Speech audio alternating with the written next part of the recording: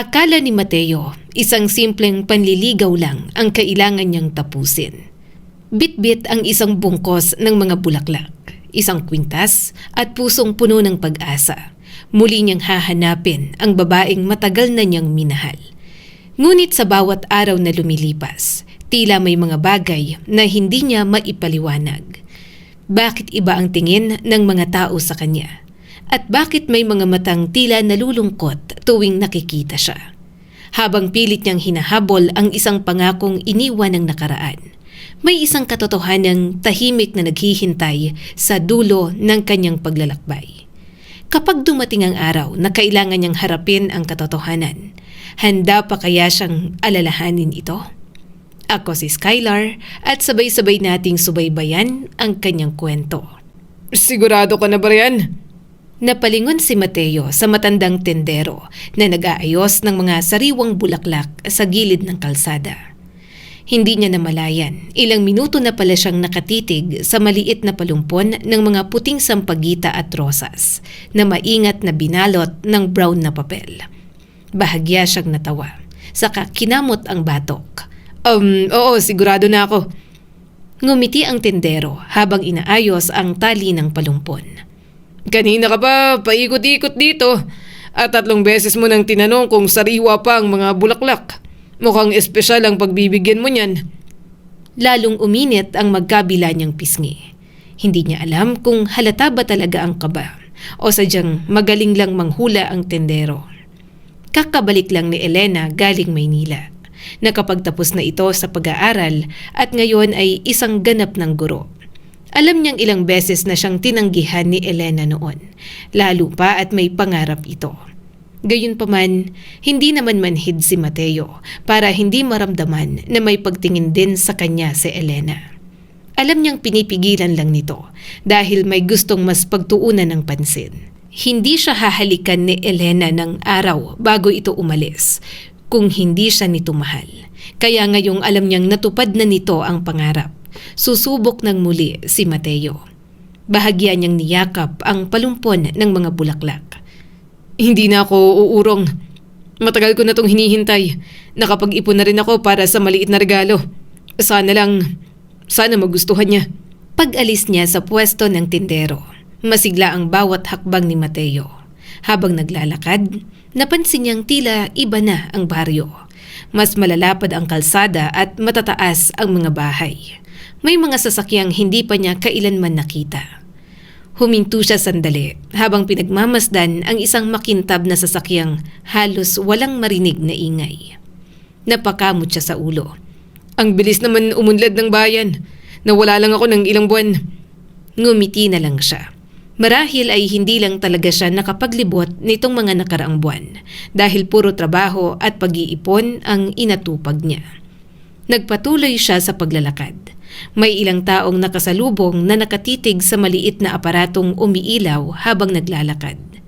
Ang iba ay tila may kausap kahit wala namang kasama. Napakunot ang noo niya. May bagong klase ba ng radyo?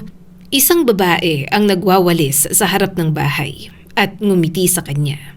Magandang umaga po. Agad din siyang ngumiti kahit hindi ito medyo pamilyar sa kanya. Magandang umaga rin. Unti-unti siyang nakarating sa dulo ng kalsada. Naroon ang bahay na ilang beses na niyang dinaanan noon. Saglit siyang huminto. Bakit ganito ang bahay nila ngayon? Mas maganda na yata to kaysa sa dati. May kakaiba ring disenyo ang bakod at mas malinis ang harapan. Marahil ay nagpagawa na ang pamilya ni Elena. Huminga siya ng malalim. Pinunasan niya ang namamawis na palad sa gilid ng pantalon bago inayos ang pagkakahawak sa mga bulaklak. Kalma lang, Mateo. Hindi ka naman makikipag-away. Manliligaw ka lang. Magbabaka sakali ulit sa sinisinta mo. Sana wala pa siyang nakikilalang ibang lalaki sa Maynila. Itinaas niya ang nanginginig na kamay at marahang kumatok sa gate. Tao po! Elena! Ilang minuto ang lumipas. Unti-unting bumukas ang gate. At sa unang tingin ni Mateo, naroon pa rin ang pinakamagandang dalagang nakita niya sa buong buhay niya. Elena! Ano na namang ginagawa mo rito? Tanong ni Elena. Biglang natuyo ang lalamunan niya. Bakit ang sungit mo naman? Ilang taon tayong hindi nagkita. Pagkatapos ay ganyan ang ibubungad mo sa akin. Hindi na ito nakangiti sa kanya, katulad ng unang beses niya itong nasilayan. Gayunpaman, hindi siya susuko. Distansya at panahon lang ang naglayo sa kanila, kaya ibabalik ni Mateo kung ano ang mayroon sila noon. Sige na nga, pumasok ka na. Sambit ni Elena na parang napipilitan pa. Napanguso naman si Mateo at tinitigan ito. Bakit ba napakasungit mo? Pumasok ka na. Ang dami mong sinasabi. Saka titig na titig ka na naman. Napakamot si Mateo sa batok. Masama bang ikaw ay tingnan? Ilang taon kang nag-aral sa Maynila. Matagal-tagal na rin mula nang makita ko ang kagandahan mo. Hanggang ngayon, para ka pa ring anghel na bumaba sa lupa. Napangiwi agad ito. Sinungaling, tinitingnan mo lang siguro kung pumangit na ako. Nanlaki ang kanyang mga mata. Hindi kailanman magiging pangit sa kanyang paningin si Elena. Para sa kanya, walang papantay sa kagandahan ng nag-iisang Elena. Ano ka ba? Mas lalo kang ang gumanda. Lalong napabusangot sa Elena. Parang hindi naniniwala sa mga pinagsasasabi niya. Pero ano bang gagawin ni Mateo kung nagsasabi naman siya ng totoo? Napangiti na lang si Mateo. Maganda ka palagi, Elena. Sana huwag mong pagdudahan ng mga bagay na aking sinasabi. Oo na, pumasok ka na. Dami mong sinasabi. Hindi niya alam kung namumula ba ang pisngi niya o sadyang naiinitan lang siya. Hindi niya akalain na makakapasok ulit siya sa bahay ni Elena. Sa sungit nito ngayon, inaasahan pa naman niyang pagbubuksan lang siya ng pinto at saka siya pauuwiin dahil maaga pa. Tumabi si Elena upang bigyan siya ng daan. Pumasok ka na nga. Nasa labas ka pa kung ano-anong sinasabi mo. Sigurado ka? Baka istorbo ko.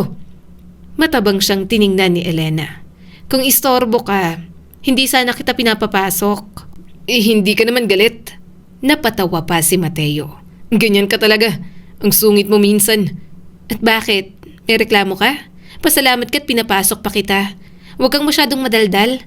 Naiirita ako, Mateo. Lalo siyang napatawa. Sanay na siya sa kasungitan nito. Yun ang isa sa mga bagay na pinakagusto niya kay Elena. Hindi ito yung tipong mahinhin lamang palagi. May pagkakataon, masungit ito at prangka. Ngunit alam niyang mabuti ang puso nito. Sa bawat pagsusungit ni Elena, lalo lamang niya itong gustong asarin.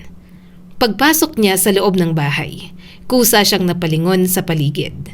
Napakalinis at mas maluwag din kaysa sa natatandaan niya. Ano ba to? Nagpagawa kayo ng bahay? Tanong ni Mateo. Napabuntong hininga na lang si Elena. Huwag mo nang tingnan ng mga yan. Napakunot ang noon niya. Ang dami niyong bagong gamit. Parang hindi ko alam na may mga ganyan pa. Hindi siya pinansin ni Elena at dumiretso na sa kusina. Umupo ka muna, maghahain ako. Kumain ka na ba?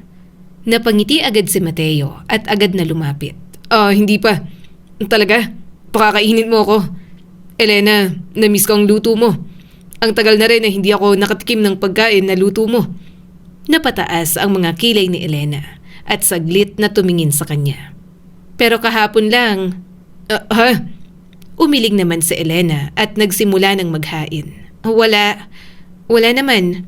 Tahimik siyang umupo habang patuloy na sinusulyapan ang paligid. Makalipas ang ilang sandali, bumalik ito na may dalang tray. Mag-almusal ka muna. Ang aga mong pumunta rito. Siguradong hindi ka na naman nakakain ng almusal. Nako, nakakahiya. Hindi napigilang humalakhak ni Mateo. Pero pag-aalala ba ang naihimigan ko dyan sa tono mo? Nakakapanghina naman ang pag-aalala mo, Elena. Napairap naman ito. Nanghihina ka na sa kaingayan mo. Kumain ka na, Mateo. Kumuha na siya ng kubyertos. Napangiti siya habang sumusubo ng pagkain. Talaga? Para sa akin to? Ikaw ang nagluto? Bakit? Nakita mo bang may iba pa akong bisita bukod sa'yo? Pamimiloso po nito. Ang aga mo ring manira ng araw. Bakit ba ang init ng ulo mo sa akin? Huwag ka nang masungit at baka mabawasan ang kagandahan mo. Nauumay na tumingin sa kanya si Elena. Kumain ka na lang bago pa lumamig. Simple lamang ang almusal, Ngunit para kay Mateo, tila pinakamasarap na pagkain yon sa buong mundo. Hindi dahil sa ulam, kundi dahil si Elena mismo ang naghain.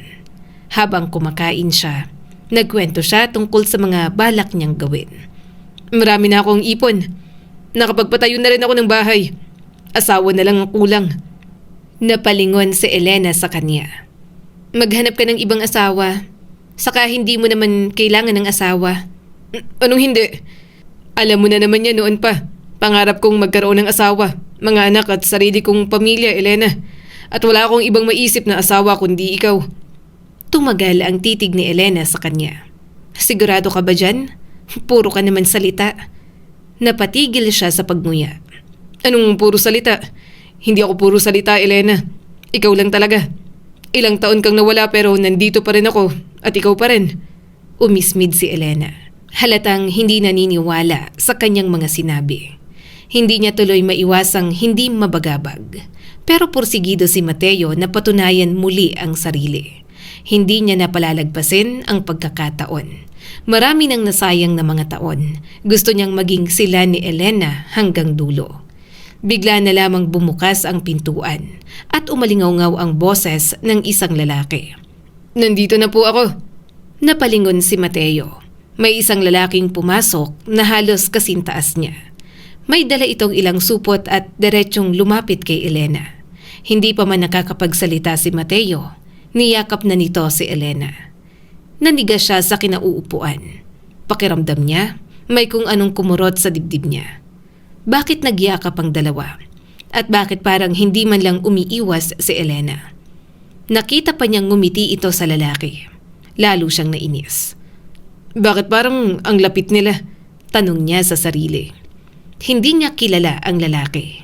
Hindi rin niya maalala na may nabanggit si Elena tungkol dito noon. Sa isip niya, iisa lang ang paliwanag. Isa rin itong nanliligaw sa babaeng kanyang sinisinta. Hindi na malayan ni Mateo na napatitig siya rito. Nagtagpo ang tingin nilang dalawa. Bahagyang ngumiti ang lalaki sa kanya bilang pagbati. Tipid lang din siyang tumango. Makalipas ang ilang minuto, lumabas din ang lalaki, dala ang mga supot. Naiwan silang dalawa ni Elena. Hindi na napigilan ni Mateo ang sarili. Sino ang lalaking yun? Bakit mo siya niyakap? Tumaas ang isang kilay ni Elena. Anong problema ron? Sa gusto ko siyang yakapin. Ano naman sa'yo, Mateo? Pero lalaki yun, Elena. Baka kung anong isipin ng mga tao tungkol sa inyo. Ano bang iniisip mo, Mateo? Naiiritang tanong ni Elena. Matama niya itong tiningnan at may kaunting hinanakit. Kung may manliligaw na sa isang babae, hindi ba dapat medyo may distansya siya sa ibang lalaki? Saka hindi dapat kayo maglapit ng lalaking yon kung manliligaw mo rin siya. Anong sasabihin ng mga magulang mo? At naninibugho ako. Tahimik na tumitig sa kanya si Elena. Para bang may hinuhukay ito sa pagkatao niya na hindi niya alam kung ano. Pagkaraan ng ilang minuto ay napailing ito. Kung pupunta ka rito para lang awayin ang mga kasama ko sa bahay, mas mabuti pang umuwi ka na. Natigilan si Mateo. Kasama mo sa bahay? Sino ba kasing lalaking yun, Elena? Panatagin mo ko. Hindi naman ako nakikipag-away. Pinsan mo ba? Napairap si Elena sa kanya. Huwag ka nang magtanong. Kumain ka na lang dyan at umalis ka na. Hindi na siya nakasagot. Napabuntong hininga na lamang si Mateo. Ayaw niya ng pakiramdam na parang palagi siyang dinidismiss ni Elena. Gayong hayaga naman siyang nagpapakita ng damdamin. Marahil ay napasobra nga siya. Baka naman pinsan lang yon o kamag-anak. Kung ganoon, wala nga naman talagang masama sa pagyakap. Napakamot siya sa batok. Pasensya ka na. Huwag mo naman akong paalisin agad. Alam mo namang naliligaw ako sa'yo. Kaya gusto ko pa ng panahon na makasama ka. Tahimik lang na napailing si Elena. Hindi niya alam kung bakit. Ngunit pakiramdam ni Mateo, may mga bagay na hindi niya maintindihan sa paligid niya. Gayunpaman, iisa lang ang sigurado sa puso ni Mateo. Hindi pa rin siya susuko.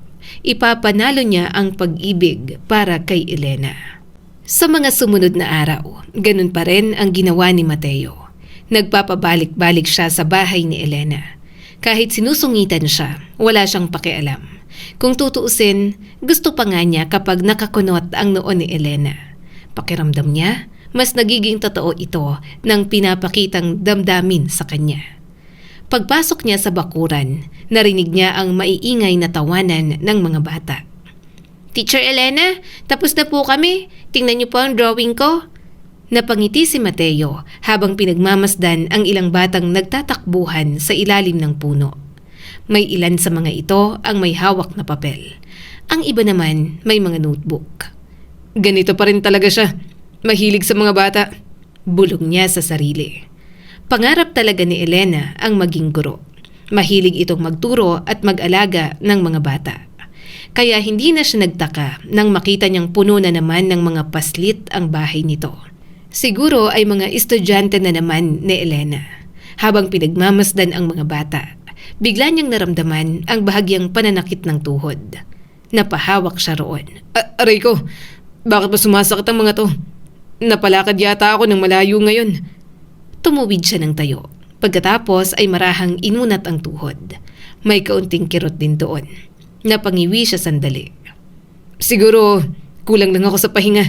Sakit ng katawan ko Magkakasakit pa yata ako. Sabi ni Mateo sa sarili. Hindi na niya yon pinansin. Hindi naman pwedeng umatras siya dahil lang sa simpleng pananakit ng katawan. Mas mahalaga ang makita si Elena. Maya-maya ay napalingon ito sa kanya. "Ikaw na naman?" Napangiti si Mateo.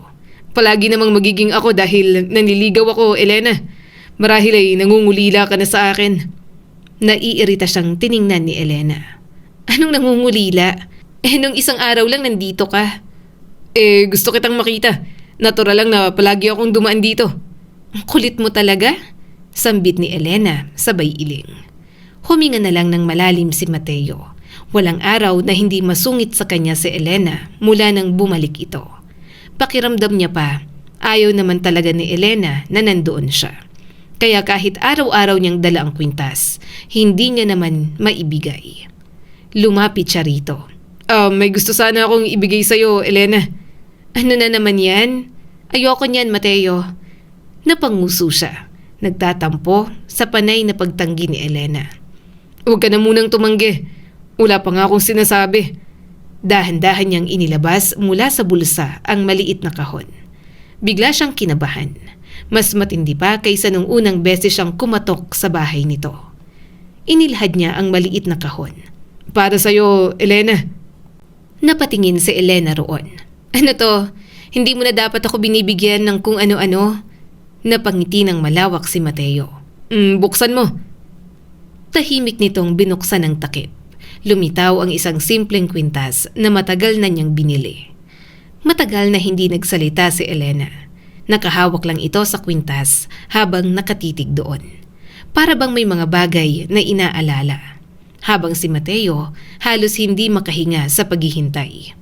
Elena, ano? "Hindi ka na dapat gumastos, Mateo. Bakit mo binibigay sa akin to?" Umawang ang bibig niya. Kasi gusto ko may maibigay sa'yo. Tanda ng pag-ibig ko. Napayuko si Elena. Hindi ito nagsalita at parang malalim na nag-iisip. Marahan itong hinaplos ang palawit. Napansin ni Mateo ang bahagyang panginginig ng mga kamay ni Elena. Kasunod nun ay isang patak ng luha. Nagulat si Mateo sa naging reaksyon nito. Bakit ka umiiyak? May nasabi ba akong mali? Ayaw mo ba niyan? Hindi mo ba nagustuhan? Maganda naman. Pero bakit ka ba ganito, Mateo? Naluluhang tanong ni Elena. Napangiti si Mateo kahit may halong pagtataka. Paano ganito? Ganito ako dahil mahal kita, Elena. Noon pa, alam mo naman yon, bago ka pa pumunta sa Maynila. Ngunit pakiramdam niya, parang nanalo siya sa pinakamalaking laban sa buhay. Kung hindi gusto ni Elena ang regalo, hindi sana nito iingatang hawakan yon. Hindi sana ito iiyak. Sa isip niya, baka naaantig na rin ang puso ni Elena para sa kanya. Maya-maya ay umupo silang dalawa sa may terasa. Tahimik munang pinanood ni Mateo ang mga batang naglalaro sa bakuran. Alam mo, iniisip ko minsan ang magiging buhay natin. Sambit ni Mateo. Napatingin si Elena sa kanya. Huwag kang magsimula sa mga ganyan mo. Makinig ka muna. Lagi mo na lang akong binabara. Tumitig pa siya rito. Marami na talaga akong plano para sa ating dalawa. Kahit pa tinanggihan mo ko at gusto mong ipagpatuloy ang pangarap mong maging guro, umasa pa rin ako at naghanda na sa pagkakataong to. Ako naman ang pipiliin mo. Tahimik lamang si Elena. Hindi ito makatingin sa kanya. Parang walang interes pero puno naman ng sakit ang mga mata. Gusto ko ring magkaroon ng 2 o 3 anak. Nakangiti pa niyang sambit. Ikaw ang magtuturo sa kanila. Siguradong lalaking mababait ang mga anak natin kasi magiging mabuti kang ina. Mateo, pumatak na naman ang isa pa nitong luha. Unti-unti itong napailing. Hindi pwede yung mga bagay na gusto mo. Natigilan si Mateo. Bakit naman? May iba ka na bang minamahal? Elena, alam kong maraming nagbago sa mga nagdaang taon. Pero mahal na mahal talaga kita. Lahat ng pangarap ko, hindi ko naiisip kung hindi ikaw ang kasama. Ayoko na, Mateo. Tama na to. Magising ka na sa katotohanan. Pakiusap. Pagsusumamong sabi ni Elena. Hindi niya maintindihan ang narinig. Anong ibig mong sabihin? Ayaw mo na ba sa akin? Hindi sumagot si Elena. Sa halip ay tumingin lamang ito sa malayo. Humigpit ang hawak ni Mateo sa sariling mga daliri. Masakit ang nararamdaman niya, pero may kakaiba. Hindi siya nakaramdam ng galit, mas nangingibabaw ang pagkalito. Kung ayaw talaga sa kanya ni Elena, bakit ito umiiyak? Bakit nito tinanggap ang kwintas? Bakit hinahayaan pa rin siyang bumisita? Hindi yun tugma sa pinapakita sa kanya ni Elena. Sa tingin niya, may nararamdaman din ito para sa kanya. Baka natatakot lamang, baka nahihiya, o baka hindi pa handa. Napabuntong hininga na lamang si Mateo. Ihintayin kita. Marahang ipinikit ni Elena ang mga mata. Mateo, wag na. Hindi ko kayang sumuko agad. Kahit gaano katagal, maghihintay ako.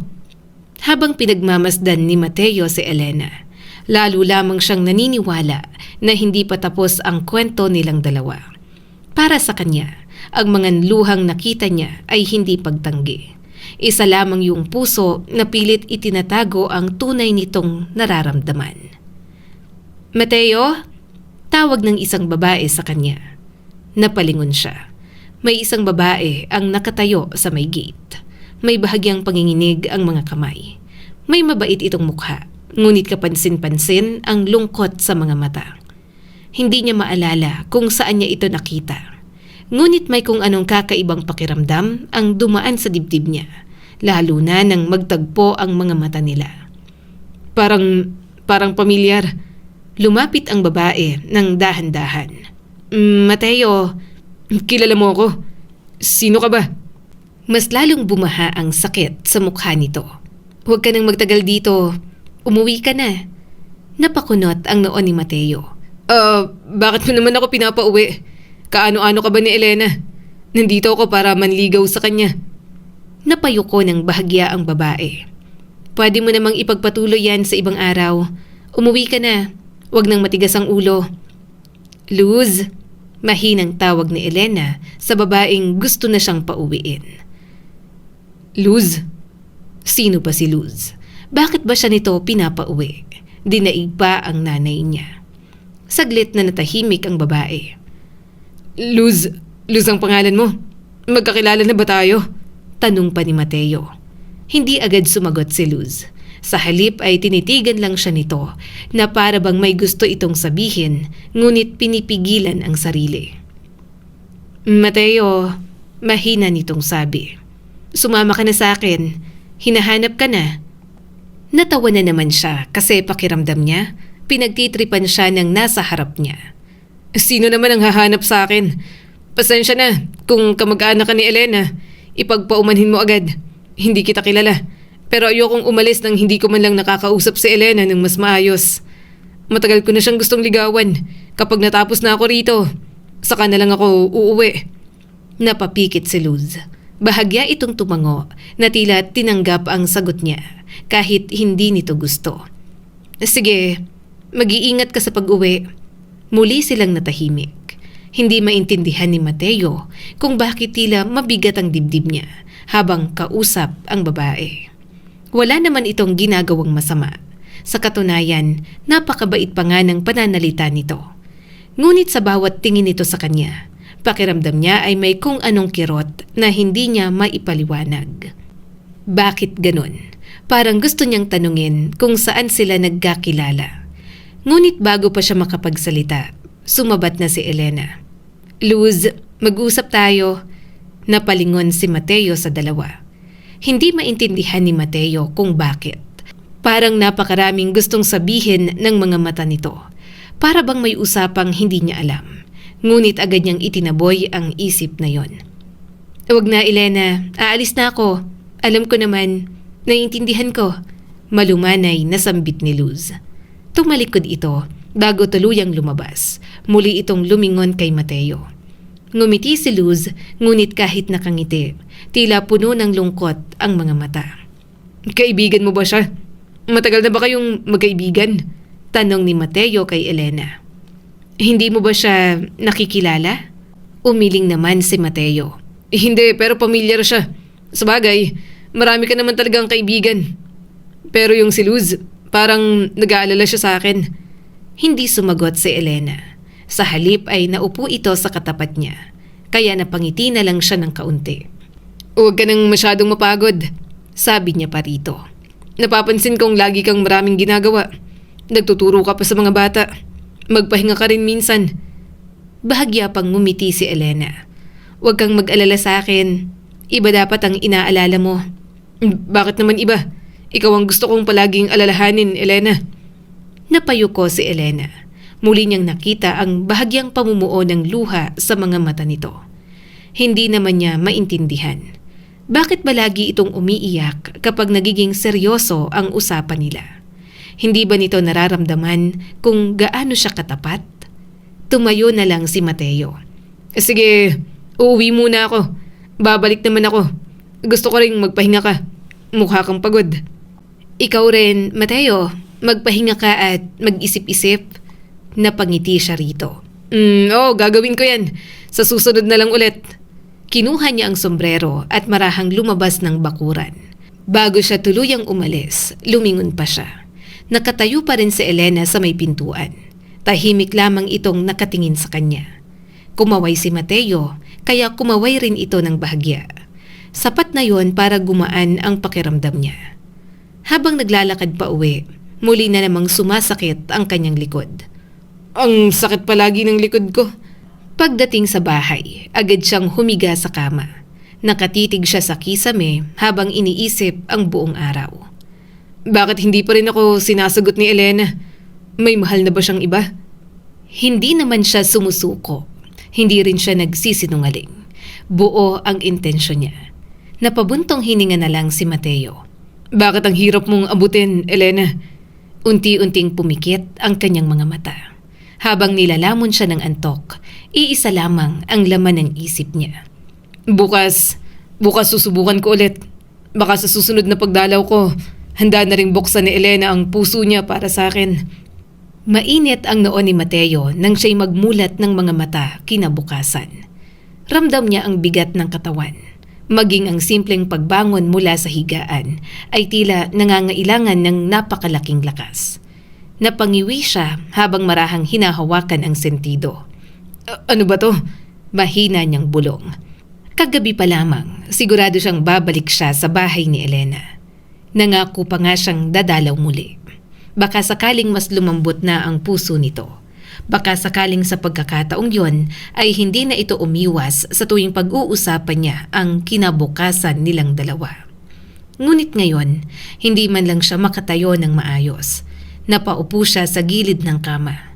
Biglang kumirot ang kanyang likod. Napahawak siya roon at bahagyang napapikit. Ang hina ko naman ngayon. Marahil ay napagod lang ako sa kakalakad nitong mga nakaraang araw. Halos araw-araw na rin naman akong pumupunta kina Elena. Siguro, kailangan lang na magpahinga kahit isang araw. Napabuntong hininga siya. Pasensya ka na, Elena. Hayaan mo at iibsan ko ang pangungulila mo kapag lumakas na ako. Pakiramdam ni Mateo, parang mapapahiya siya dahil hindi niya matutupad ang sinabi niyang babalik agad. Habang nakayuko siya, Narinig niyang bumukas ang pinto ng silid. Hindi siya agad lumingon. Akala niya ay dala lamang ng hangin ang tunog. Ngunit maya-maya, may mahinang boses ng babae siyang narinig. "Gising ka na?" Napalingon si Mateo. Nanlaki ng bahagya ang kanyang mga mata. Anong ginagawa mo rito? Bigla niyang naalala si Luz. Si Luz nga pala ang matalik na kaibigan ni Elena. Pero hindi niya maintindihan kung bakit nakatayo ito sa may pintuan. May dala itong tray na may mangkok ng mainit na lugaw at isang baso ng tubig. Maingat itong naglakad papalapit sa kama. Bigla niyang naalala. Ikaw? Bahagyang ngumiti si Luz. "Naalala mo na ako, Mateo?" Oo. Kaibigan ka nga pala ni Elena." Nawala agad ang ngiti nito at umiwas ng tingin. "Oo, kaibigan ako ni Elena." Napatitig si Mateo rito. Ngayon lang niya napansin na tila komportable itong kumikilos sa loob ng bahay niya. Alam nito kung saan ilalapag ang tray at hindi man lang ito nag-aalangan sa bawat hakbang. Napakunot ang noo niya. Teka nga, paano ka nakapasok dito? Hindi naman kita pinapasok Hindi mo na kailangang... Itinaas niya ang kamay at mariin itong tiningnan. Hindi. Hindi niya gusto ang sitwasyon. Pakiramdam niya ay may mali. Hindi niya maintindihan kung bakit may ibang babae ang nasa loob ng bahay niya. Kung sakaling malaman yon ni Elena, baka mag-isip ito ng kung ano. Humigpit ang hawak niya sa kumot. Luz, mas mabuti sigurong umalis ka na. Bahagyang natigilan ang babae. "Bakit? Nagluluto ako at inaalagaan kita. May sakit ka." Ayokong may ibang babae sa bahay ko. Hindi ko kailangan ng pag-aalaga mo. Baka malaman ni Elena na nandito ka. Iba pa ang iisipin niya. Tumitig lang sa kanya si Luz. Bakit ka ba ganyan sa akin? Talaga bang ganito mo ako itatrato? Mahal kita. Ako ang nandito. Bakit puro ka nalang Elena?" Pinilit niyang tumayo, pero bahagya siyang nahilo. Luz, anong ginagawa mo rito? Kaibigan ka ni Elena, hindi ba? Mahal ko si Elena kaya natural na siya palagi ang iisipin ko. Natahimik ang buong silid. Hindi gumalaw si Luz. Sa halip ay tila mas lalong namula ang mga mata nito. Puno ng hinanakit na tiningnan siya. "Kahit ano pang gawin mo." Mahina ngunit matatag ang boses ni Mateo. "Hindi magbabago ang nararamdaman ko. Baka iniisip mong pwede akong mapalapit sa'yo. Ayokong bigyan ng dahilan si Elena para magselos." Napapikit si Luz at marahan itong tumango. "Hindi ko siya kayang saktan. Tama na. Ang gusto ko lang, alagaan ka." Tumulo ang isang luha sa pisngi nito. Naramdaman ni Mateo ang bahagyang pagkirot ng dibdib. Hindi niya gustong makasakit ng damdamin, ngunit kailangan niyang maging malinaw. Ayaw niyang umasa ang kahit na sinong babae sa kanya.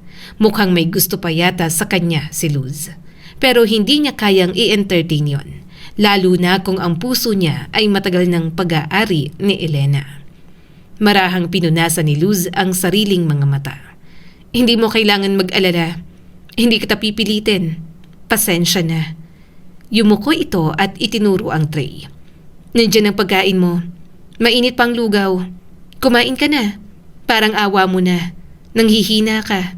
May sakit ka at kailangan mong kumain." Pagkatapos noon ay tuluyan na itong umalis. Tahimik na nagsara ang pinto. Naiwan naman si Mateo na nakatingin dito. Napabuntong hininga siya. Hindi niya naman sana gustong paiyakin si Luz.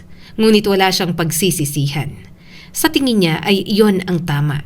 Mas mabuti ng malinaw ang lahat kaysa magkaroon ng maling pag-asa ang ibang tao. Ilang araw din ang lumipas bago tuluyang nawala ang lagnat ni Mateo. Nung umagang yon, mas magaan na ang pakiramdam niya. Hindi na ganun kabigat ang ulo at kaya na niyang tumayo nang hindi umiikot ang paningin. Baka isipin niyang nakalimutan ko na siya. Napailing si Mateo habang inaayos ang damit. Hindi mangyayari yon. Kahit kailan ay hindi ko kayang kalimutan si Elena.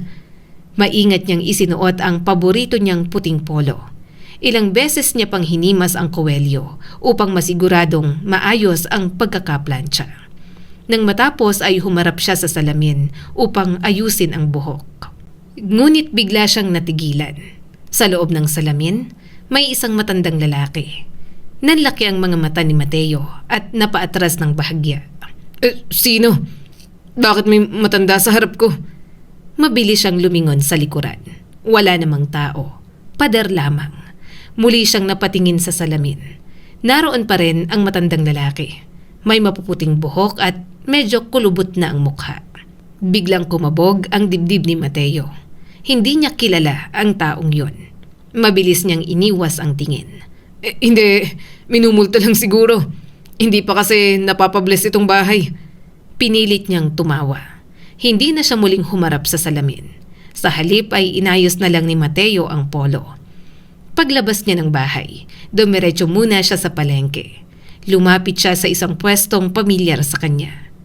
Napatingin ang tindera sa kanya. "Oh, kayo po pala. Ano po sa inyo?" May puto pa ba kayo sa kutsinta?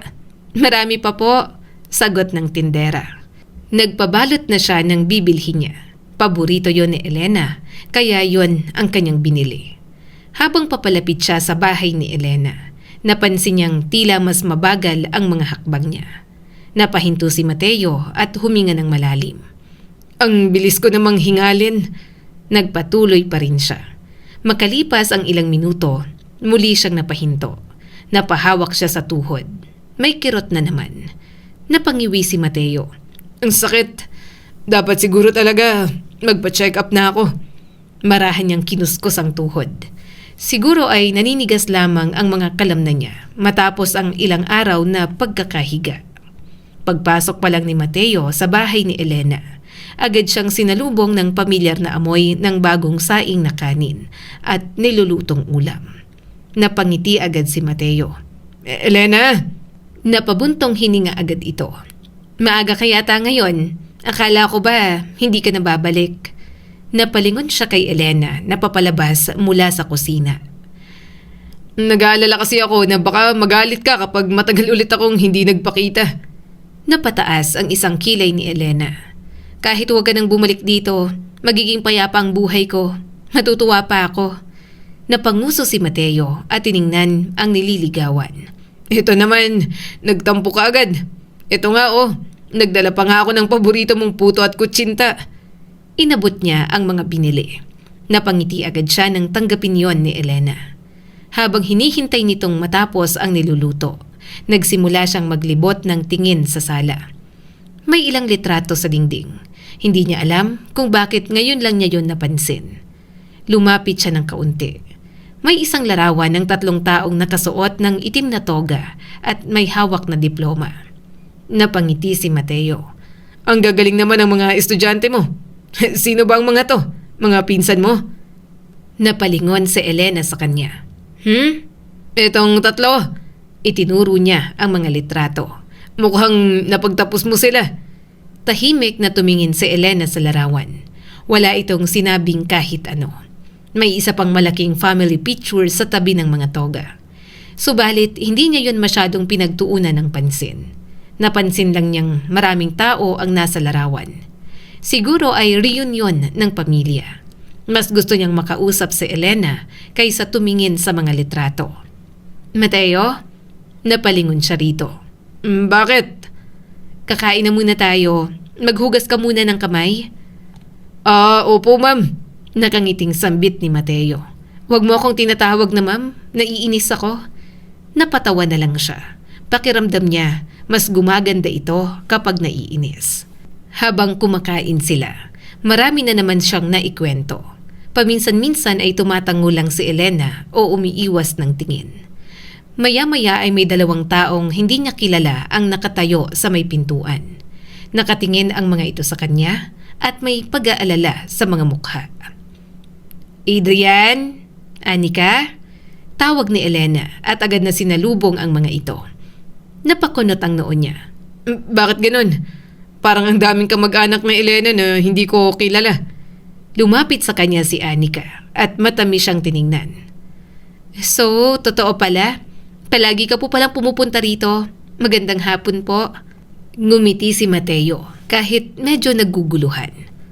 Magandang hapon din. "Kumusta na po ang pakiramdam ninyo?" Bahagyang natawa si Mateo sa tanong ng mga ito. Ayos naman. Mas mabuti siguro kung umuwi na po muna kayo. Sambit ng lalaking tinawag ni Elena na Adrian. Natigilan siya. At bakit naman? Napatingin si Adrian kay Elena. Magpapahinga na po kasi siya. Sandali lang naman ako. Gusto ko lang siyang makausap. Huminga ng malalim si Anika. Bukas na lang po ulit. Unti-unting bumigat ang pakiramdam ni Mateo. Hindi siya sanay na paalisin. Hindi rin naman siya nanggugulo. Maayos naman siyang nakikipagkwentuhan kay Elena. Bakit gusto na siyang pauwiin? Napatingin siya kay Elena. Umaasa siyang magsasalita ito. Umaasa siyang sasabihin ito na pwede pa siyang manatili.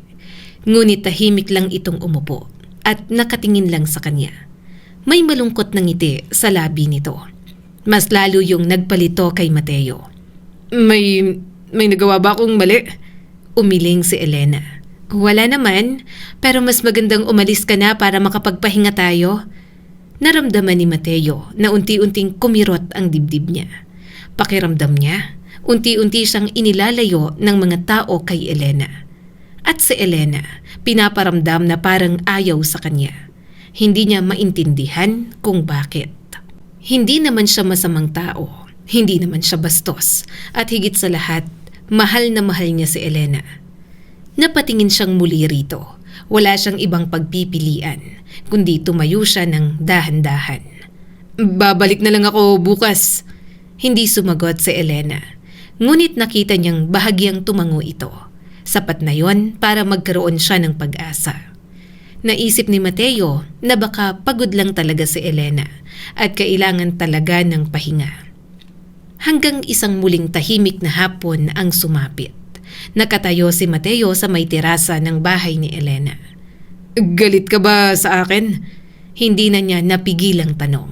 Bakit parang ang tahimik mo at saka parang gusto mo akong paalisin sa tuwing nandito ako? Napabuntong hininga si Elena.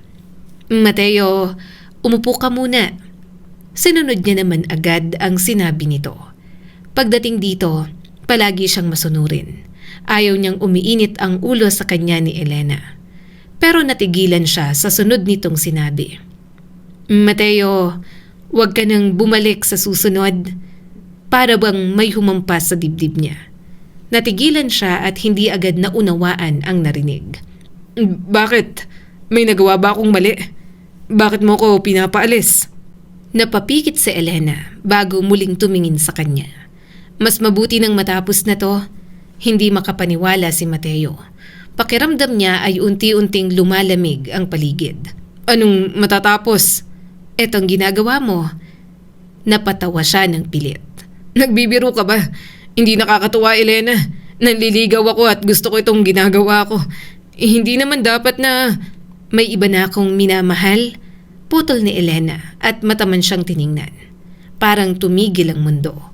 Ang mga salitang yun lamang ang paulit-ulit na umuukit sa isip niya. May iba na si Elena. May iba na itong minamahal. Napayuko siya. Hindi niya alam kung ano ang dapat sabihin.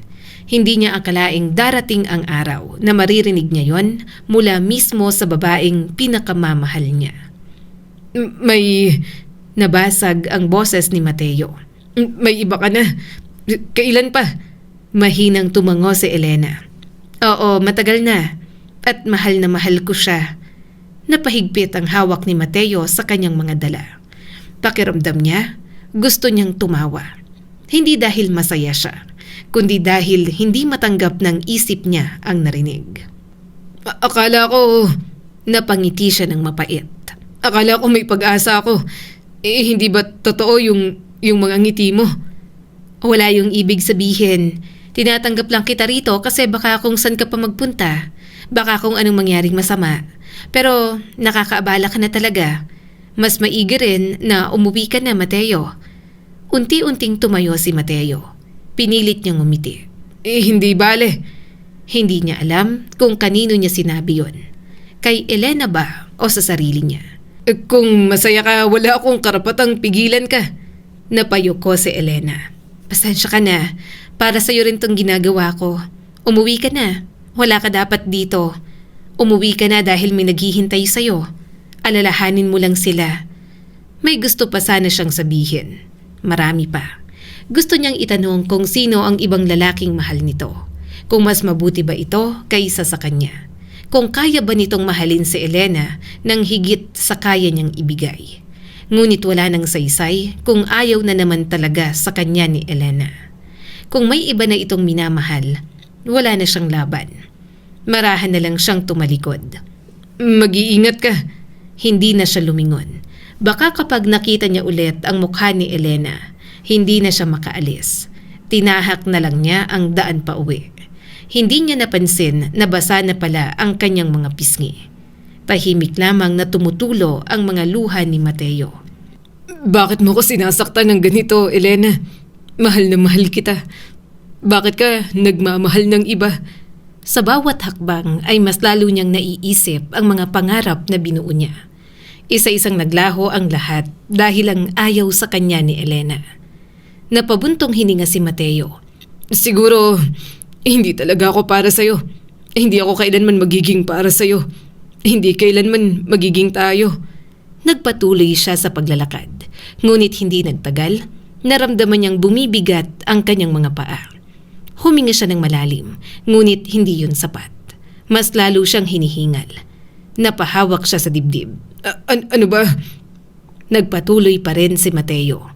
Maya-maya ay kumirot ang kanyang tuhod. Kasunod nun ay ang likod niya. Isa na lamang hakbang ang ginawa niya at biglang nanghina ang kanyang mga binti. Nawalan siya ng balanse at napaluhod siya sa gilid ng daan. Nanlaki ang kanyang mga mata. Sinubukan niyang tumayo, ngunit ayaw sumunod ng katawan niya. Anong nangyayari? Mahigpit niyang hinawakan ang lupa. Pinilit niyang itulak ang sarili pataas. Ngunit muli siyang bumagsak hanggang sa unti-unting mawalan ng malay. Nagising si Mateo sa paulit-ulit na tunog na hindi niya maunawaan. Marahan niyang iminulat ang mga mata. Puting kisame, puting ilaw at puting kortina ang nakita niya. Napakunot ang noo ni Mateo. Nasaan ako? Naramdaman niyang mabigat ang katawan niya. Parang hindi kanya ang mga kamay at ang paa niya. Sinubukan niyang umupo, ngunit agad siyang napangiwi nang kumirot ang likod niya. May mahinang boses ng babae ang nagsalita. "Gising ka na, Mateo." Napalingon siya. Nanlaki ang mga mata niya nang makita si Luz na nakaupo sa tabi ng kama. Bakas ang pagod sa mukha nito. Namumugto ang mga mata at mahigpit ang pagkakahawak sa isang baso ng tubig. Ikaw na naman. Ano na naman bang ginagawa mo rito? Bahagyang ngumiti si Luz. "Kumusta ang pakiramdam mo?" Bakit ikaw ang nandito? Hindi ikaw ang gusto kong makita. Nasaan si Elena? Hindi agad sumagot si Luz. Luz! Huminga ito ng malalim. "Nandito lang ako. Hindi mo kailangan si Elena. May ibang ginagawa ang tao. Sobrang nakakaabala ka na sa kanya." Si Elena ang kailangan ko. Singhal ni Mateo. Hindi ba sinabi ko, natigilan mo na ako? Kung gusto mo ako, pasensya ka. Pero si Elena lang ang mahal ko. Hindi kita mahal. Unti-unting napuno ng luha ang mga mata ni Luz. Ngunit pinilit nitong umiti. "Hindi na mahalaga yun ngayon. Magpahinga ka muna." Hindi ako magpapahinga hanggat hindi ko nakikita si Elena. Tahimik na yumuko si Luz. Hindi maintindihan ni Mateo kung bakit tila mas nasasaktan pa ito kaysa sa kanya.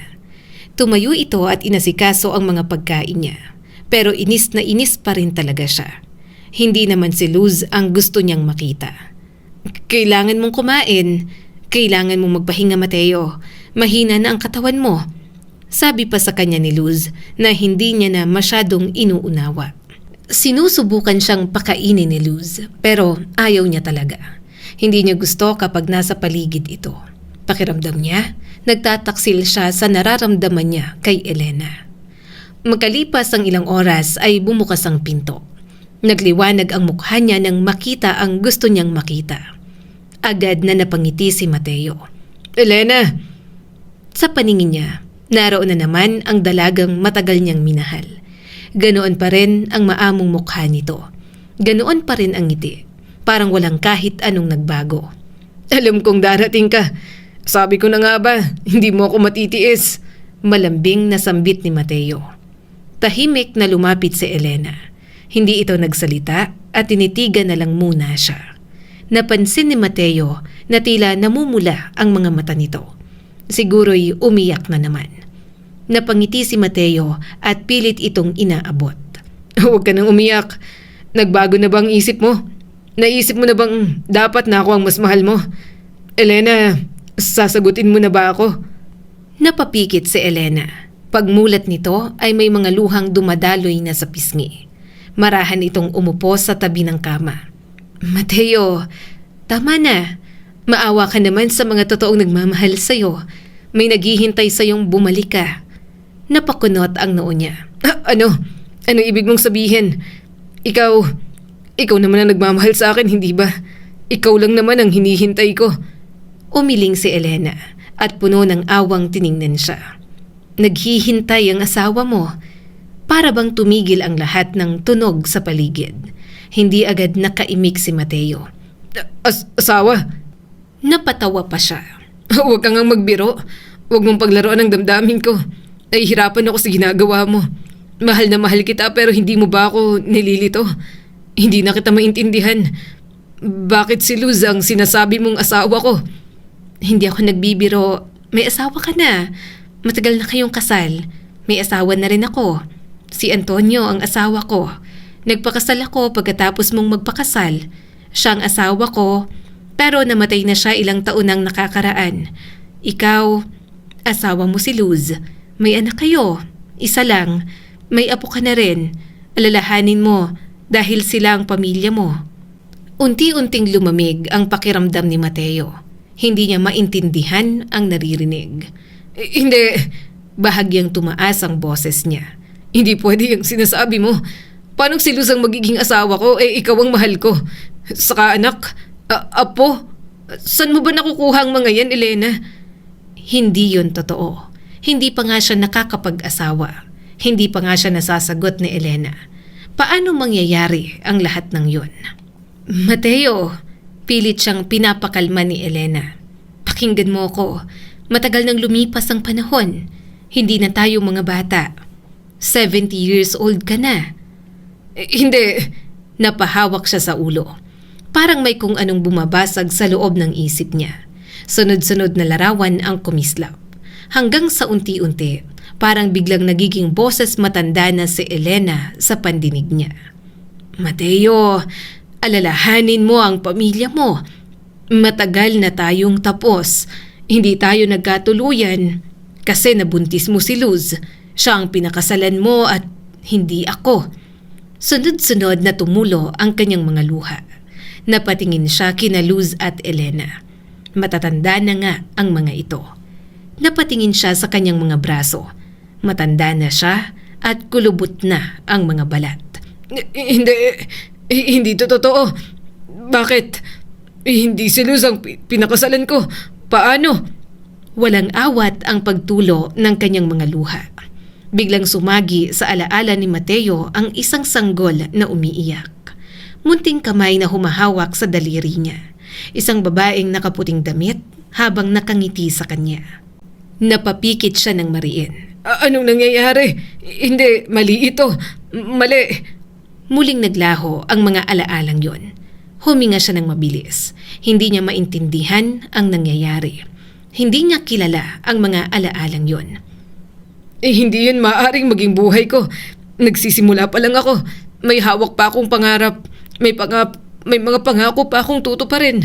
May panliligaw pa akong tatapusin. Tumingin siya kay Elena. Hindi pa rin nagbabago ang nakikita niyang mukha. Hindi niya maintindihan kung bakit bigla itong tumanda sa harap niya. Tama na! Tama na! Ayoko! Hindi yung ganito! Malakas siyang umiyak at paulit-ulit na sinigaw ang pangalan ni Elena.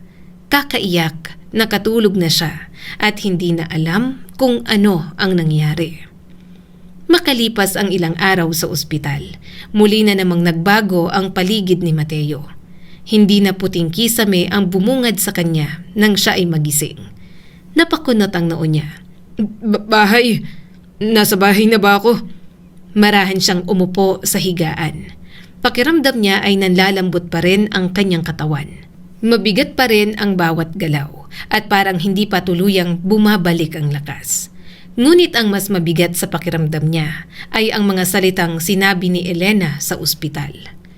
Hindi yun maaaring mangyari. Hindi maaaring si Luz ang asawa ko.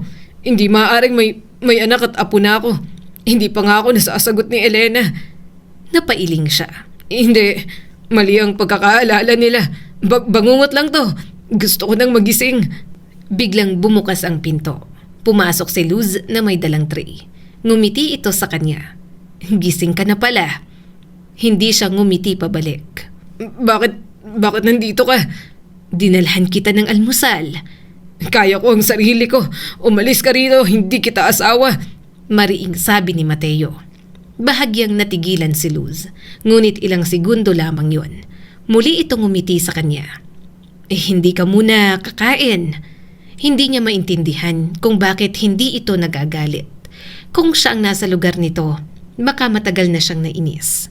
Pero si Luz, tanggap lang ng tanggap sa mga pangit niyang pagtrato. Napabuntong hininga si Luz. Wala kang maalala kasi may Alzheimer's disease ka. Hinayaan kitang paulit-ulit na bumabalik sa bahay ni Elena kasi makulit ka. Nahihirapan akong pauwiin ka. Nagkakasakitan lang tayo. Kumunot ang noo ni Mateo. Wala siyang naaalala sa mga sinasabi nito. Sinungaling ka. Napatingin ulit sa kanya si Luz. Bahala ka sa gusto mong paniwalaan. Pero sobrang nakakaabala ka na kay Elena at sa mga anak niya. Sobrang nakakahiya na. Pinagbigyan din kita. Kasi alam ko rin kung anong naging kasalanan ko sa inyo. Pero kailangan mong tanggapin na matagal nang tapos ang lahat. At ako na ang asawa mo. Hindi. Malakas na sigaw ni Mateo. Hindi kita magiging asawa kahit kailan. Tinawanan lang siya ni Luz. Wala ka nang magagawa. Nakatali ka sa akin. Saka mahina ka na.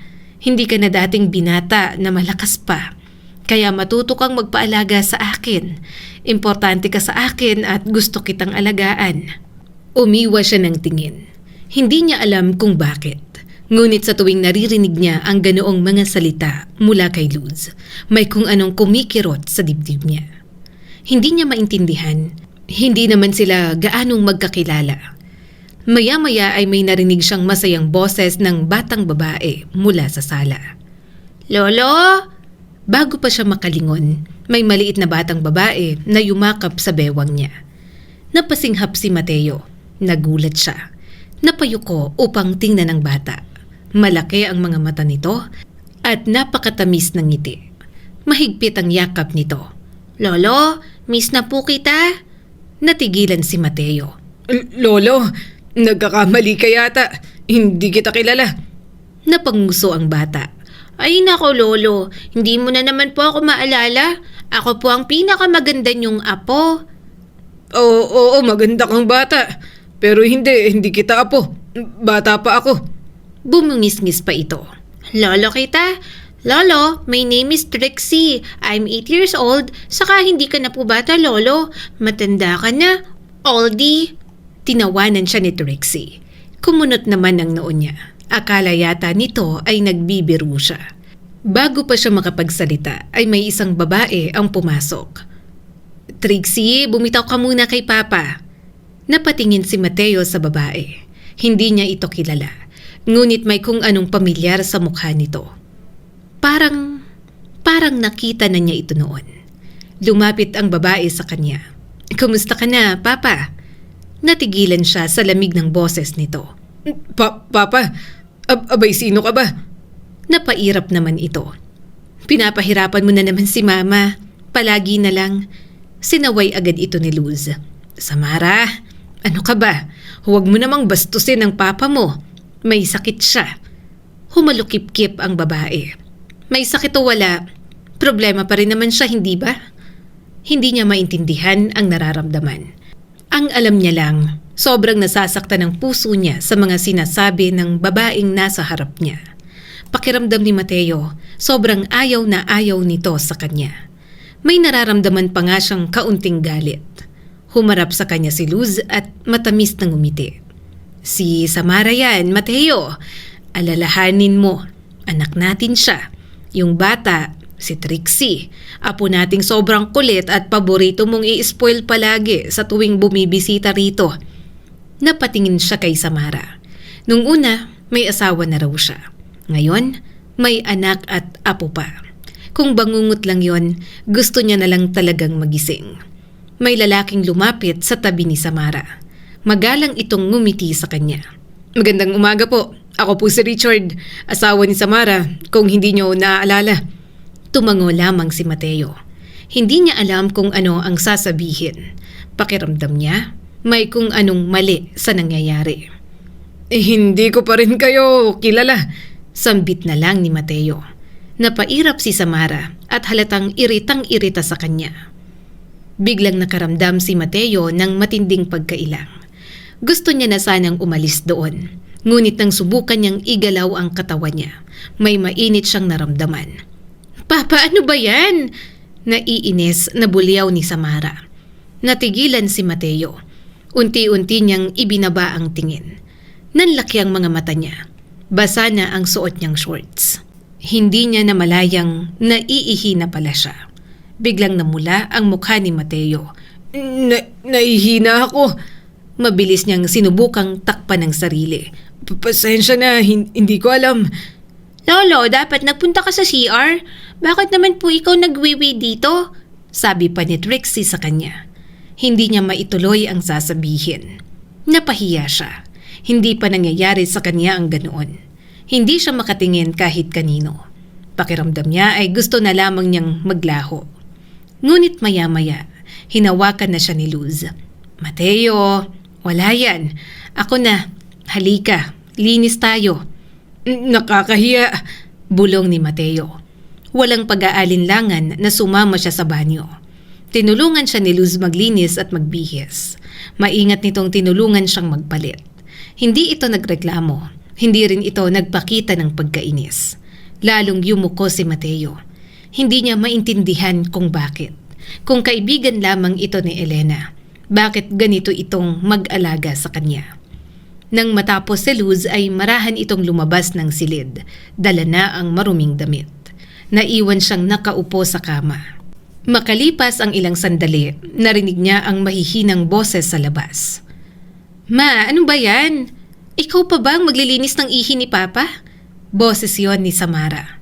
Mag-hire na lang tayo ng nurse o caregiver. Huwag na ikaw, nahihirapan ka lang sa kanya eh.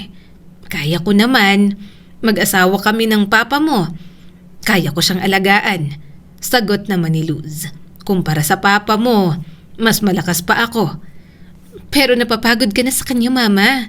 Hindi naman worth it na alagaan si Papa ng ganyan pagkatapos ng ginawa niya sa'yo dati. Samara, saway agad ni Luz dito. Matagal na yon. Isa pa, ayos na kami ng Papa mo. Hindi na naman niya inulit yon. Kasi tumanda na siya.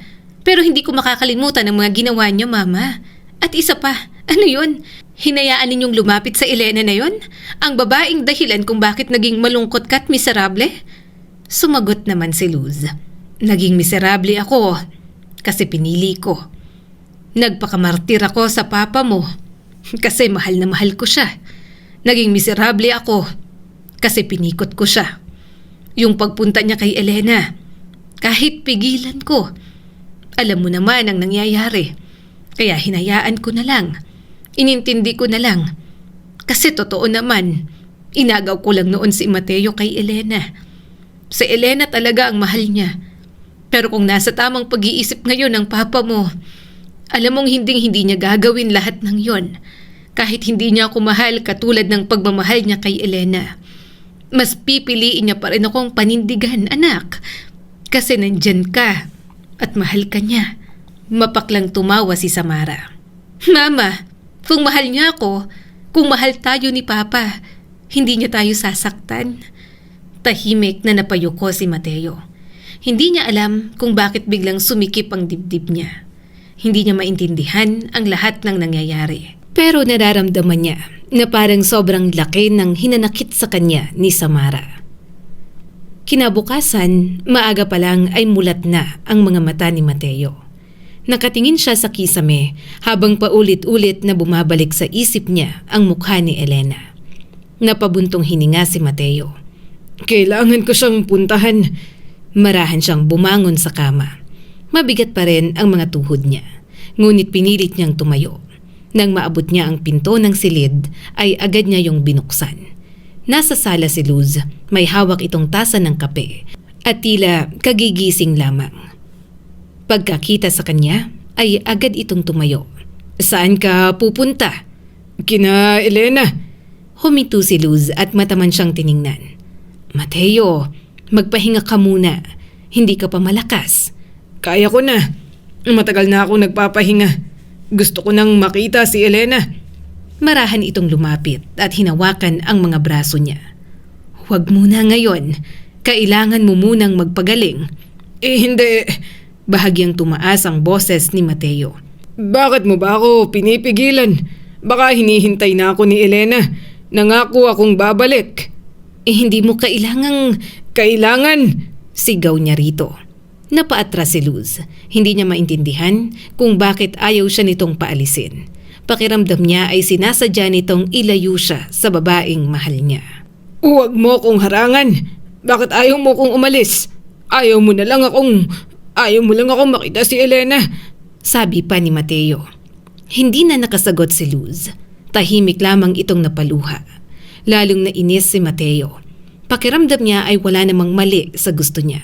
Hindi naman siya gagawa ng masama. Gusto lamang niyang makita ang babaeng pinakamamahal niya. Maya-maya ay mabilis na bumukas ang pinto sa kabilang silid. Lumabas si Samara. Mukhang narinig nito ang kanilang pagtatalo. Ano na naman ang nangyayari rito, Papa? Singhal ni Samara sa kanya. Umawang ang bibig ni Luz. Anak, huwag mong pagtaasan ng boses ang papa mo. Ngunit si Mateo ay agad na sumagot. Pinipigilan niya akong umalis. Huwag kayong mangialam sa akin. Napatingin si Samara sa ina. Pagkatapos ay muli itong tumingin kay Mateo. Sige, lumayas ka na. Anak, awat ni Luz habang naluluha. Pero hindi rin magpapigil si Samara. Hayaan niyo na siya. Lumayas na yan. Yan ang gusto niya, di ba? Pumunta siya ron sa kinahuhumalingan niyang babae. Samara, tama na. Sambit pa ulit ni Luz. Hayaan niyo siyang puntahan ang gusto niya. Bakit niyo pa ba siya pinipigilan? Doon na siya. Gusto niya ron, diba? Ibuhol niyang sarili niya sa Elena na yon. Napaiyak si Luz. Samara, tama na. Hindi ma. Sumusobra na yung si Papa. Mabilis na humarap si Samara kay Mateo. Bakit pa kita aalagaan? Bakit ka pa aalagaan ng mama ko? Wala ka namang kwenta? Hindi siya agad nakapagsalita. Hindi niya alam kung bakit gano'n na lang ang galit nito sa kanya.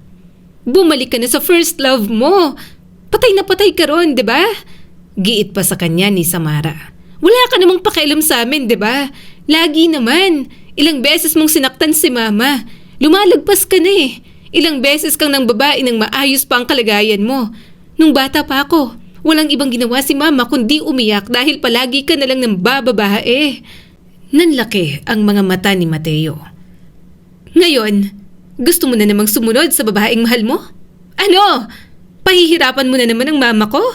Nung nakaraang buwan, nabuslo ang paa ni mama sa kanal kasi nanggugulo ka ron. Ayaw mong umuwi. Sinaktan mo na si mama. Wala kang pakialam. Mula nun hanggang ngayon, hindi mo pa rin binigyan ng pagpapahalaga ang mama ko. Nangilid ang kanyang mga luha. Walang maalala si Mateo sa mga sinasabi nito. Gusto niyang umalis, pero hindi siya makagalaw. Pakiramdam niya, kailangan niyang marinig ang lahat ng mga sinasabi ni Samara. Oo na! Umiiyak at galit na sigaw ni Samara. Pinikot ka ni Mama! Oo! Nasira ang relasyon ninyo ng Elena na yon. Pero ilang taon nang lumipas, Papa. Hanggang ngayon hindi mo pa rin matanggap na asawa mo si Mama. Hindi mo matanggap na hindi kayo nagkatuluyan ng babaeng mahal mo. Kaya nang babae ka na lang. Palaging sinasabi ni Mama na nagbago ka na. Saka ka lang naman tumigil nung high school na ako ah. Bigla kang bumait kay Mama kasi tumatanda ka na? Wala kang kwentang asawa sa kanya? Tumulo ang mga luha ni Mateo. Nanginginig ang mga kamay niya. Gusto niyang maunawaan ang mga sinasabi ni Samara. Pero wala naman siyang maalala. Ang alam niya lang, sobrang sakit ng mga sinasabi nito sa kanya. Bakit ka pa nagkasakit? Ha? Bakit? Bulyaw pa ni Samara sa kanya. Dapat hindi. Dapat araw-araw mong maalala kung gaano mo kami sinaktan ni Mama. Dapat maalala mo, tapos pagdusahan mo. Dapat maalala mo, tapos humingi ka palagi ng tawad. Hindi yung ganito at hanggang sa huli, si Mama pa rin ang pahihirapan mo. Hindi na makatingin si Mateo. Parang ayaw niyang marinig ang lahat ng yun.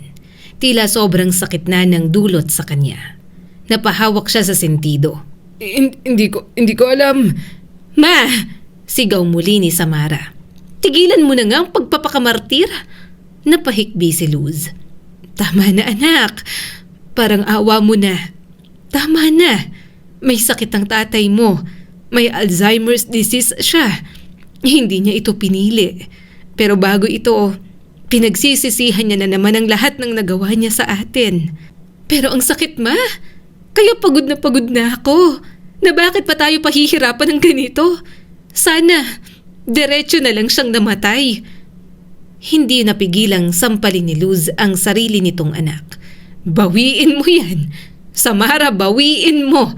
Sunod-sunod na bumagsak ang mga luha ni Samara hanggang sa napahikbi na rin ito. Lumapit agad ang asawa ni Samara at agad na niyakap. Tama na po, magpahinga na lang po muna kayo. Kalmadong sabi ni Richard. Nilalamon ka na ng galit mo, Samara. Napailing si Luz at halatang dismayado. Nagsisi na ang papa mo. Alam mo yan. Pero itong sakit niya, hindi niya ito pinili. Kaya pakiusap. Huwag mo siyang pagsalitaan ng ganyan. Pinunasan ni Luz ang sariling mga luha. Lumapit ito sa kanya at marahang ngumiti. Pahinga ka na lang. Hindi ka kasi pwedeng lumabas. Baka mahimatay ka na naman. Mapapabalik ka sa ospital. Umiiyak pa rin. Sumama na lang siya kay Luz pabalik ng kwarto. Gayunpaman, habol pa rin ang tingin niya kay Samara na marahang yakap ng asawa nito. Hindi niya maintindihan pero sobra talaga siyang nasasaktan sa mga sama ng loob na lumabas dito. Kinabukasan, bukod sa mabigat na mga mata, mabigat din ang damdamin ni Mateo. Ipinikit niya ang mga mata at doon nagsimulang bumalik ang lahat. Malinaw na niyang nakita ang isang maliit na simbahan. Naroon siya, nakasuot ng puting barong. Sa dulo ng pasilyo ay isang babaeng nakangiti habang dahan-dahang naglalakad papunta sa kanya. Hindi si Elena, kundi si Luz. Nanginginig ang labi ni Mateo. Luz! Kasunod nun ay isa na namang alaala. Isang maliit na ospital at may maliit na sanggol na iniabot sa kanya. Tingnan mo ang anak natin. Mahina ngunit masayang boses ni Luz. Napaiyak pa siya noon habang kinakarga ang maliit na sanggol. Samara! Isa na namang alaala ang dumaan. Isang batang babae na nakaupo sa balikat niya habang nagtatawanan silang mag-ama sa amusement park. Papa, mas mataas pa? Bulalas ni Samara sa kanya. Napangiti siya noon at ngumiti siya ngayon habang nakapikit. Sunod-sunod na bumuhos ang mga alaala nilang buong pamilya. Anak, usal niya habang naluluha. Pagkatapos, dumating ang mga alaalang matagal niyang gustong kalimutan. Mga gabing umuwi siyang lasing noong bago pa lang sila ni Luz. Mga panahong iniiwan niyang umiiyak si Luz kasi nang bababae siya para lang saktan ang damdamin nito. Mga pagkakamaling inakala niyang wala nang makakaalala. Nakita niya ang sariling lumuluhod sa harap ni Luz. Patawarin mo ko, Luz. Tanggapin mo ko ulit. Pakiusap, hindi ko na uulitin. Mamahalin na kita sa paraang alam ko. At nakita rin niyang inabot ni Luz ang kamay nito. Huwag mo nang uulitin. Please, tama na. Tatanggapin ulit kita pero ayusin na natin. Ha? Naalala niyang humingi siya ng isa pang pagkakataon. Naalala niyang ipinangako niyang magbabago na siya. At yun ang ginawa ni Mateo. Hindi man perpekto, ginawa niya ang lahat upang makabawi sa mga taong nasaktan niya ang asawa. Unti-unting dumaloy ang luha sa kanyang mga mata. Napagtanto na ni Mateo ang katotohanan. Hindi niya talaga hinahanap si Elena. Ang hinahanap niya ay ang kabataang naiwan sa loob ng isip niya na unti-unting nilamon ng sakit. Si Elena ang naging simbolo ng panahong simple pa ang lahat. Panahong wala pa siyang mga pagkakamaling pinagsisisihan. Panahong wala pa siyang mga responsibilidad. Ngunit ang buong buhay niya, kina Luz at Samara pala niya tunay na ibinigay. Marahang bumukas ang pinto. Napalingon siya at nakita si Luz. May dala itong baso ng tubig. Nang makita nito, nagising na siya. Bahagya itong umiti. "Kumusta na ang pakiramdam mo?" Hindi agad nakasagot si Mateo. Pinagmasdan lamang niya ang mukha nito. Ngayon, hindi na niya nakikita ang isang estrangherang matanda. Nakikita na niya ang babaeng pinili niyang panindigan sa kabila ng pangit na simula. Ang babaeng ilang dekada niyang nakasama. Ang babaeng ilang beses niyang nasaktan. At ang babaeng hindi kailanman tuluyang umalis kahit gaano pa kapangit ang naging pagtrato niya. Luz, asawa ko. Nakita niyang natigilan si Luz at lumingon sa kanya. Naaalala mo ako. Mas lalong tumulo ang kanyang mga luha. Pwede bang tabihan mo ko? Hindi ka na tumatabi sa akin. Nanlaki ang mga mata ni Luz at bahagyang tumawa. Hindi ako tumatabi sa'yo kasi ayaw mo. Dahan-dahan itong lumapit at umupo sa gilid ng kama. Naaalala mo ako? Hindi niya napigilang abutin ang nanginginig na kamay nito. Pasensya ka na. Nakakalimutan kita. Nakakalimutan ko tayong dalawa. Tumulo ang mga luha nito at bahagyang natawa. Ayos lang. Hindi ayos yon, Luz. Matagal kitang nasaktan pero nagtiyaga at naghintay ka pa rin sa akin. Ang kasal natin, si Samara. Tama ang anak natin. Wala akong karapatan para kalimutan ang mga kasalanan ko sa inyong dalawa. Mahigpit siya nitong niyakap. Huwag mo nang sisihin ang sarili mo. Napatawad na kita. Saka matagal ka na rin namang nakabawi. Isa pa, kung may nagawa ka man ngayon na ikinasasakit ko, naiintindihan ko kasi may sakit ka. Pero nasaktan kita. Hinawakan niya ang nanginginig nitong mga kamay. Maraming beses kitang nasaktan. Nangaliwa pa ako. Napangiti lang si Luz sa kanya. Humingi ka na ng tawad. Matagal nang nangyari yon. Napaiyak siya ulit. Hindi ko na maibabalik ang panahong nasayang. Pero ibibigay ko ang natitirang buhay ko para makabawi. Iyon ang pinakamasayang taon ng buhay ko. Nang subukan mo na akong mahalin, sobrang saya ko na kaya kong kalimutan lahat ng mga naging away natin, Mateo. Mahal na mahal pa rin kita kahit matatanda na tayo. Mahigpit niyang niyakap si Luz. Pakiramdam niya ay may bahagi ng puso niyang muling nabuo. Maya-maya'y marahan siyang bumitaw. Galit pa rin ba si Samara? Napabuntong hininga si Luz. Matigas ang ulo ng anak natin. Pero mahal ka pa rin niya. Nasasaktan lang siya. Si Trixie, sobrang close mo sa apo natin kasi binabawi mo ang mga panahong hindi mo na ibigay kay Samara noong bata. Sinusulit mo ang bawat yakap ng apo natin kasi hindi mo na magawa kay Samara. Napapikit si Mateo. Lalo lamang siyang nagsisisi. Napakarami niyang pagkakamali. Ngunit sa kabila ng lahat, naroon pa rin si Luz. Patuloy pa rin siyang minamahal. Hindi na pare-pareho ang bawat umaga para kay Mateo sa mga lumipas na linggo. May mga araw na pagdilat pa lang ng kanyang mga mata ay malinaw ang lahat. Alam niya kung nasaan siya. Kilala niya si Luz. Naalala niya ang kanilang kasal, ang kanilang anak na si Samara, at ang mga bagay na mayroon naman talaga siya. Ngunit mayroon ding mga araw na naliligaw na naman ang isip niya. Kailangan pa siyang paalalahanan kung sino ang mga taong nasa paligid niya. At sa tuwing bumabalik ang kanyang alaala, iisa lamang ang una niyang naiisip. Palagi siyang humihingi ng tawad kahit paulit-ulit na. Isang umaga, nadatnan niya si Samara na nagdidilig ng mga halaman sa bakuran. Tahimik siyang lumapit. Lumingon si Samara nang marinig ang kanyang mga hakbang. Samara! Umiwas ito ng tingin. Bakit po? Pwede ba kitang makausap? Tahimik na tumango ang kanyang anak. Lumapit siya ng dahan-dahan. Naalala ko, ang marami kong pagkakamali. Pasensya ka na. Hindi ko na maibabalik ang mga taong nasaktan ko kayo. Hindi ko hinihiling nakalimutan mo. Gusto ko lang malaman mo na nagsisisi ako palagi sa mga nagawa ko sa inyo ng mama mo. Tahimik na yumuko si Samara. Hindi pa rin ito masabi ang salitang matagal nang hinihintay ni Mateo. Ngunit hindi na siya nagtampo. Naiintindihan niya pa rin. Kung siya ang nasa kalagayan ng anak niya, baka ganun din ang kanyang maramdaman.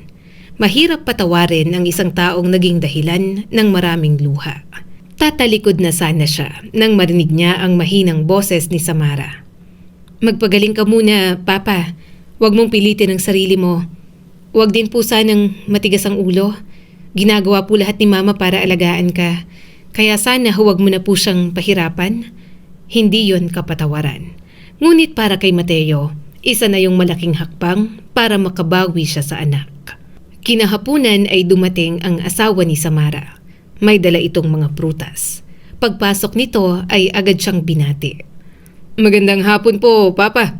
Ngumiti si Mateo. Magandang hapon din. Pasensya ka na rin. Nagulat naman ang kanyang son-in-law. Bakit po? Naging pabigat ako sa pamilya. Umiling agad si Richard. Hindi naman po kayo pabigat. Kayo ang lolo ng anak ko at pamilya kayo. Si Samara, lalambot din po yan sa inyo. Huwag lang po ninyong sukuan. Ilang araw pa ang lumipas, mas magaan ang pakiramdam niya ng umagang yon. Naalala niya ang lahat. Paglabas niya ng bahay ay nakita niyang naglalaro si Trixie sa ilalim ng puno ng mangga. May hawak itong makukulay na blocks. Lolo! Masaya itong kumaway sa kanya. Lumapit naman siya. Ano ang ginagawa mo? Gumagawa po ng bahay. Ang ganda naman. Napangiti si Mateo. Pwede bang tumulong? Siyempre naman po, Lolo. Naupo siya sa tabi ng apo. Magkasama silang nagsalansan ng mga blocks nito. Paminsan-minsan ay nagtatawanan sila kapag bumabagsak ang ginawa nilang bahay. Lolo, malungkot ka po ba? Kasi minsan umiiyak ka. Napabuntong hininga siya. Oo, marami akong maling nagawa. Ngumuso si Trixie, pagkatapos ay napangiti. Pero nagsusorry ka naman po eh. Huwag ka po mag-alala, magiging okay lang po ang lahat, Lolo. Sabi ni teacher, kapag mahal mo ang isang tao, ipakita mo lang palagi. Kahit po galit sila, kahit po hindi sila ngumiti, kahit matagal, i-love pa rin daw po natin sila.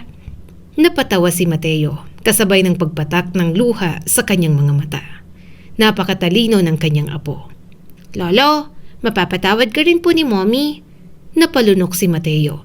Sigurado ka? Opo, kasi mahal ka rin po niya, Lolo. Napatingin si Mateo sa bahay. Sa may bintana, nakita niyang nakatanaw si Samara sa kanila. Kahit paano, nakaramdam si Mateo ng munting pag-asa. Isang umaga, binalak nilang magkaroon ng picnic. Matagal na ring hindi nakalabas ng bahay si Mateo. Kaya nang sabihin ni Luz na gusto siyang isama ng buong pamilya sa isang picnic, hindi niya na itago ang pananabik. Kahit nakaupo na lang siya sa wheelchair, pakiramdam niya, isang malaking biyaya na ang muling makalanghap ng sariwang hangin at makita ang mga punong dati niyang hindi pinapansin. Nilalamig ka ba? Ngumiti si Luz habang inaayos ang kumot sa kanyang mga binti. Hindi naman. Sakto lang. Hawakan mo lang ang kamay ko para mag-init ako. Hindi napigilang tumawa ni Luz. Masaya siyang marinig muli ang tawa ng asawa. Pagdating nila sa parke, sinalubong sila ng malawak na damuhan. May mga batang nagpapalipad ng saranggola. May mga pamilyang sabay-sabay na kumakain sa ilalim ng mga puno. Dito na po tayo, Lolo! Masayang sabi ni Trixie. Dito maraming lilim. Ikaw talaga ang boss namin. Natatawang sabi ni Mateo. Siyempre, Lolo! Nakangiting saad ni Trixie at yumakap pa sa braso niya. Lahat sila ay natawa habang inaayos ni Luz at ng asawa ni Samara ang pagkain. Nakaupo lang si Mateo at pinagmamasdan ang paligid. Hindi na niya kayang tumakbo. Hindi na rin niya kayang habulin ang apo niyang naglalaro. Maya-maya'y napansin niya, lumalapit si Samara. Papa, kumusta po? Nilalamig ka po ba? Hindi naman anak. makapalang pinabaong blanket ng mama mo sa akin. Umupo si Samara sa damuhan, katapat ng kanyang wheelchair. Pareho silang natahimik. Narinig lang nila ang tawanan ni Trixie sa hindi kalayuan. Maya-maya ay huminga ng malalim si Samara. I'm sorry sa mga sinabi ko sa iyong masasakit na salita. Sobra kitang nasaktan, anak. Naiintindihan ko naman, hindi ka dapat humihingi ng sorry, gayong ako ang dapat na humihingi ng sorry sa inyo ng mama mo. Nagalit po ako, nanginginig ang boses na sambit ng anak niya. Sinigawan po kita. Humiling ako ng mga bagay na hindi katanggap-tanggap laban sa'yo. Sinabi kong wala kang kwenta. Sinabi ko na sana ay mawala ka na lang. Napayuko si Mateo. Masakit pa rin palang balikan ang mga salitang yon. Ngunit ngayon hindi na siya nasasaktan. Nauunawaan na niya kung saan nanggagaling ang galit ng anak. Napaluha si Samara. Pero ang totoo po, mahal na mahal kita, Papa. Nasasaktan po ako ng sobra kasi mahal po kita. Hindi ko po matanggap ang mga ginawa ninyo kasi mahal ko po kayo bilang ama. I'm sorry kung naging matigas po ako. Tumulo rin ang luha ni Mateo. Hindi mo kailangang humingi ng tawad. Anak kita at ako ang nagkulang. Pero napayuko ito at hinawakan ang kanyang mga kamay. Dapat mas inintindi pa po kita, Papa. Dapat hindi ako nagpadala sa galit. Dapat nagpatawad na lang po ako agad. May sakit ka at baka isang araw mawala ka na lang po sa amin bigla. Nagsisisi po ako sa mga sinabi ko sa iyo noon. Wala kang dapat pagsisihan. Pinunasan niya ang mga luha ni Samara. May dahilan ka at ako ang maraming pagkakamali. May mga araw na hindi kita nakikilala. At sa tuwing nangyayari yun ay parang mas lalo kang lumalayo sa akin. Anak, natatakot din akong mawala na hindi pa ako nakakabawi sa iyo ng sobra. Kaya sana'y hayaan mo kung mahalin ka sa mga natitira kong sandali. Mahal na mahal ka ni Papa. Hindi na napigilan ni Samara ang sarili. Mabilis itong yumakap sa kanya. Mahigpit at parang ayaw na siyang bitawan. Niyakap din niya ang anak. Kahit may mga araw na hindi kita maalala, mahal pa rin kita. Kapag nakakaalala ako'y susulitin ko lahat ng pagkakataon para humingi ng tawad. Tumulo ang luha ni Samara. Papa, pinapatawad na po kita. Hindi na niya napigilang umiyak. Mahigpit niyang niyakap muli ang anak. Sa hindi kalayuan, tahimik na nakatingin si Luz. May luha rin sa mga mata nito. At habang pinagmamasdan ni Mateo ang pamilyang mayroon siya ngayon, napagtanto niyang hindi na niya kailangang habulin ang nakaraan. Sapat nang yakapin ang mga taong naroon pa rin sa kanyang tabi, habang kaya pa niyang makilala at mahalin. Ang kwentong ito ay nagpapaalala sa atin na ang alaala ay maaaring kumupas. Ngunit ang tunay na pagmamahal, kapatawaran at malasakit ay nananatili. Darating ang mga panahong magkakamali tayo, makakasakit o mawawala ng pagkakataong maitama ang nakaraan. Ngunit hanggat may oras pa, huwag nating sayangin ang pagkakataong humingi ng tawad, magpatawad at iparamdam ang pagmamahal sa mga taong mahalaga sa atin. Sapagkat balang araw, maaaring ang mga alaala ang mawala, ngunit ang kabutihang iniwan natin sa puso ng iba ang siyang mananatili. Muli, ako si Skylar at sana ay may bago na naman kayong natutunan sa kwento natin ngayon.